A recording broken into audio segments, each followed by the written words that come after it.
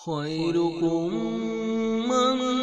تعلم القرآن وعلمه۔ تم میں بہترین شخص وہ ہے جو قرآن سیکھے اور سکھائے۔ اعوذ باللہ من الشیطان الرجیم، بسم اللہ الرحمن الرحیم۔ سورۃ البقرہ کا رکو نمبر 5 پڑھیں گے، جو کہ آیات نمبر 40 سے 46 پر مشتمل ہے۔ رکو نمبر 5 میں اللہ پاک نے بنی اسرائیل کا ذکر کیا اور ان کی نعمتوں کا ذکر کیا۔ اللہ پاک فرماتے ہیں کہ اے بنی اسرائیل قوم، یاد کرو اللہ تعالیٰ کے اس احسانات کو جو اللہ پاک نے تم پر کیے، اور اللہ پاک نے کن کن احکامات کا تمہیں حکم دیا کہ وعدے کو پورا کیا کرو، ایمان لایا کرو، قرآن پر ایمان لاؤ، اور اللہ کی آیات کو تھوڑی سی قیمت پر مت بیچو، مطلب اللہ کی آیات کو جو ہے ان کا مذاق مت بناؤ کہ اپنے فوائدے کے لیے، اپنی بہتری کے لیے تم اللہ کی آیات کو تبدیل کر دیتے ہو، اللہ کے حکم کا تبدیل کر دیتے ہو، اور نماز پڑھو، روزہ رکھو، زکوٰۃ دو، اور رکوع کرنے والوں کے ساتھ ہو جاؤ۔ وَلَا تَلْبِسُوا الْحَقَّ بِالْبَاطِلِ، اور حق اور باطل کو مت ملاؤ، جو حق ہے وہ حق بیان کرو، جو باطل ہے اس کو یعنی باطل ہی رہنے دو۔ اب کیا ہی خوبصورت آیت اللہ پاک فرماتے ہیں کہ جو انسان کو سوچنے پہ مجبور کرتی ہے کہ انسان بالآخر کس رستے پہ چل رہا ہے۔ اللہ پاک فرماتے ہیں أَتَأْمُرُونَ النَّاسَ بِالْبِرِّ وَتَنْسَوْنَ أَنفُسَكُمْ وَأَنْتُمْ تَتْلُونَ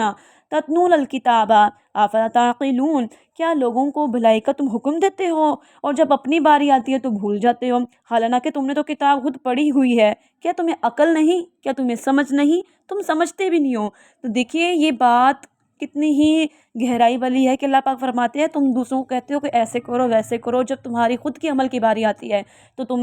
بالکل بھولے بن جاتے ہو۔ ٹھیک ہے، تو اللہ پاک فرماتے ہیں تم نے قرآن پاک نہیں پڑھا، کتاب نہیں پڑھی؟ ٹھیک ہے، تو اگر یہ بات یہودیوں کی ہو تو اللہ پاک ان سے کہتے ہیں کیا تم نے اپنی یعنی توریت میں نہیں پڑھا نبی کے آنے کا ذکر؟ تو کیا تم یہ پڑھ کے بھی عقل نہیں رکھتے ہو؟ اس کے بعد رکوع نمبر 5 میں صبر کی تلقین کی جاتی ہے کہ وَاسْتَعِینُوا بِالصَّبْرِ وَالصَّلَاةِ، کہ اللہ کی مدد صرف اور صرف صبر اور نماز سے ہی طلب کرو۔ اور اللہ پاک یہ بھی فرماتے ہیں واضح الفاظ میں إِنَّهَا لَكَبِيرَةٌ، میں جانتا ہوں یہ بڑا مشکل ہے، لیکن اسی میں جھکنے والوں کے لیے، صبر کرنے والوں کے لیے خوشخبری ہے۔ تو یہ اہل صبر والوں کے لیے، صابرین کے لیے اس آیت میں خوشخبری اللہ پاک نے دی ہے۔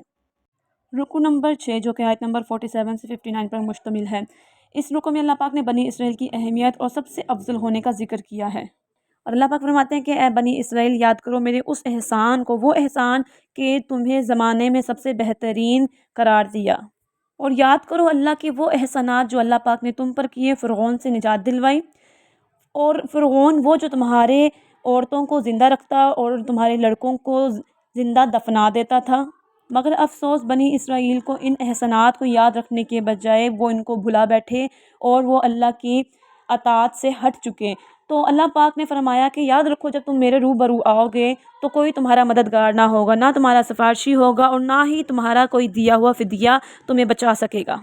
اللہ پاک بنی اسرائیل سے مخاطب ہوتے ہوئے کہتے ہیں کہ ہم نے جب موسیٰ سے 40 رات کا وعدہ فرمایا، پھر اس کے پیچھے تم نے جو ہے بچڑے کو معبود بنا لیا، تم اس کی پوجا کرنے لگ گئے، اتنے ظالم ٹھہرے۔ تمہاری اس غلطی کے باوجود ہم نے تمہیں معاف بھی فرمایا، جبکہ شرک کی کوئی معافی نہیں، مگر اللہ پاک نے تمہیں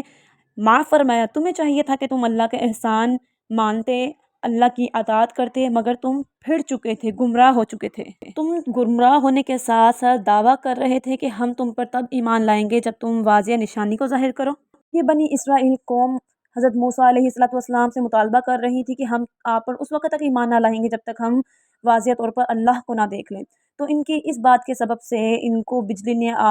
پکڑا، بجلی کے عذاب میں یہ مر چکے تھے، پھر حضرت موسیٰ علیہ السلام کی دعا کے سبب سے ان کو دوبارہ زندہ کیا گیا۔ اور اس رکوع میں مزید من و سلوہ کا جو بنی اسرائیل پر اللہ کا احسان تھا اس کا ذکر کیا گیا۔ نمبر 7 جو کہ آیت نمبر 60 سے 61 پر مشتمل ہے، 2 آیات، اور یہاں پہ حضرت موسیٰ علیہ السلام اور ان کی قوم کے متعلق باتیں ہیں کہ اللہ پاک فرماتے ہیں جب موسیٰ نے اپنی قوم کے لیے پانی مانگا تو ہم نے فرمایا کہ اس پتھر پر عصا مارو، فوری اس میں سے 12 چشمے نکل آئے اور ہر گروہ نے اپنا مقام پہچان لیا، اور اللہ پاک نے فرمایا پیو اور کھاؤ مگر فساد برپا نہ کرو۔ بالکل ایسے جیسے ان کو منع سلوہ جیسی نعمت سے نوازا گیا، مگر اس نے ان کا رد کیا اور کہا کہ ہم ہرگز ایک کھانے پر صبر نہیں کر سکتے، اپنے رب سے دعا کیجئے کہ وہ زمین سے جو ہے چیزوں کو اگائے، جس طرح ساگ، ککڑی، گھیو، مسور، پیاز، تاکہ ہم ایک کھانے پر صبر نہیں کر سکتے۔ تو اللہ پاک فرماتے ہیں وہ بہتر کو چھوڑ کر کمتر کا انتخاب کرتے ہیں، جس کی وجہ سے ذلت اور محتاجی ان پر مسلط کر دی گئی۔ رکو نمبر 8 جو کہ آیت نمبر 62 سے لے کے 71 پر مشتمل ہے، اس میں اللہ پاک یہود و نصارہ کو مخاطب ہوتے ہوئے کہتے ہیں کہ اگر یہود اور نصارہ ایمان لے کر آئیں تو ان کے لیے کبھی نہ ختم ہونے والا اجر ہے، ٹھیک ہے، جس طرح کہ اللہ پاک نے سورۃ التین میں فرمایا ہے ان الذین آمنوا وعملوا الصالحات فلہم اجر غیر ممنون، کہ کبھی نہ ختم ہونے والا اجر۔ اس رکوع میں بنی اسرائیل کے وعدہ خلافی کا ذکر کیا جا رہا ہے کہ اللہ پاک نے ان سے وعدہ لیا اور انہوں نے وعدہ خلافی کی تو ان کو بطور سزا پر کوہ طور کا پہاڑ ان کے اوپر معلق کر دیا گیا اور ان سے کہا گیا کہ اگر تم وعدہ پورا کرو، اگر یا نہیں پورا کرو گے تو یہ پہاڑ تمہارے اوپر گرا دیا جائے گا اور یہ تمہیں کچل دے گا۔ تو اس پر انہوں نے کہا ہم وعدے کا اقرار کرتے ہیں، مگر جیسے ہی عذاب کو ہٹایا گیا یہ اپنے وعدے سے پھر چکے تھے۔ بنی اسرائیل قوم کو اللہ پاک نے ہفتے کے روز خصوص عبادت کرنے کا حکم دیا اور شکار کرنے سے منع فرمایا، مگر یہ اس بات سے بھی سرکش ہو چکے تھے تو جس کی وجہ سے ان پر عذاب مسلط کیا گیا اور اللہ پاک نے فرمایا کہ تم دھتکارے ہوئے بندر بن جاؤ، تو ان کو بندروں کی صورت میں تبدیل کر دیا گیا اور یہ واقعہ باعث عبرت بن گیا۔ آگے اس گائے کا ذکر کیا جاتا ہے جس کی مناسبت سے سورت کا نام رکھا گیا ہے کہ اللہ پاک نے جو ہے حضرت موسیٰ علیہ السلام کو حکم دیا اور موسیٰ علیہ السلام نے اپنی قوم سے فرمایا کہ اللہ تمہیں حکم دیتا ہے گائے کا ذبح کرنے کا۔ تو ان لوگوں نے طرح طرح کے سوالات کیے، گائے کیسی ہوگی، کیسی رنگت ہوگی، جوان ہوگی، بوری ہوگی، تو اپنے آپ کو خود مشقتوں میں ڈالا۔ پھر اللہ کی طرف سے کچھ حکم آئے جس کی وجہ سے ان کو اس طرح کی گائے کی تلاش نے مشقت میں ڈال دیا۔ بالآخر ان کو جب گائے مل چکی تو انہوں نے ذبح کیا۔ تو اس بات سے ہمیں یہ پتہ چلتا ہے کہ جو بات ہمارے بڑے ہمیں جس طرح کہیں ہمیں اس کی اطاعت کرنی چاہیے، بہت سے سوالات کر کے اپنے آپ کو مشقتوں میں نہیں مبتلا کرنا چاہیے۔ رکو نمبر 9 جو کہ آیت نمبر 72 سے 81 پر مشتمل ہے، اس رکوع میں بنی اسرائیل کے مرنے کے بعد دوبارہ زندہ ہونے کا رد کیا گیا ہے کہ اللہ کے حکم کے مطابق جس مقتول کے قاتل کا پتہ نہیں چل رہا تھا تو گائے کے عضو کو اس مردے پہ مارا گیا جس کے سبب سے وہ مردہ زندہ ہوا اور اس نے اپنے قاتل یعنی چچا زاد بھائی کا بتایا، اور اس سے یہ بات ثابت کی گئی بنی اسرائیل کو کہ جس طرح اللہ اس بات پہ بھی قادر ہے تو تمہارے مرنے کے بعد دوبارہ زندہ کرنے پر بھی قادر ہے۔ اس کے بعد اللہ پاک نے بنی اسرائیل کے دلوں کو سخت پتھروں سے مشابہت دی ہے، بلکہ اللہ پاک فرماتے ہیں نہیں پتھروں میں بھی اتنی سختی نہیں ہوتی جتنی تمہارے دلوں میں ہے۔ پھر اللہ پاک نے پتھروں کی کچھ اقسام بتائی، کچھ پتھر تو ایسے ہوتے ہیں جن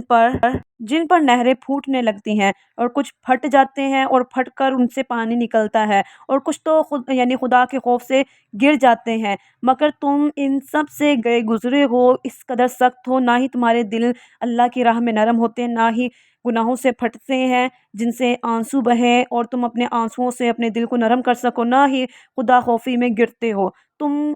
کیا چاہتے ہو؟ اللہ تمہاری ہر بات سے غافل نہیں ہے۔ اس رکوع میں اللہ پاک نے مسلمانوں کو نصیحت کی ہے کہ ایمان والے یہودیوں کے ایمان لانے کی امید نہ رکھیں، وہ تو توریت میں بھی تبدیلی کرتے ہیں، وہ اپنی کتاب کی جو ہے مقدس کتاب توریت اس کی تعظیم نہیں کرتے، اس میں رد و بدل کرتے ہیں، تو یہ ممکن کیسے ہیں کہ وہ تمہارے حمایتی بن جائیں؟ بلکہ یہودیوں میں تو کچھ ایسے منافق بھی ہیں، اللہ پاک نے فرمایا جو پہلے بھی بتا چکے ہیں،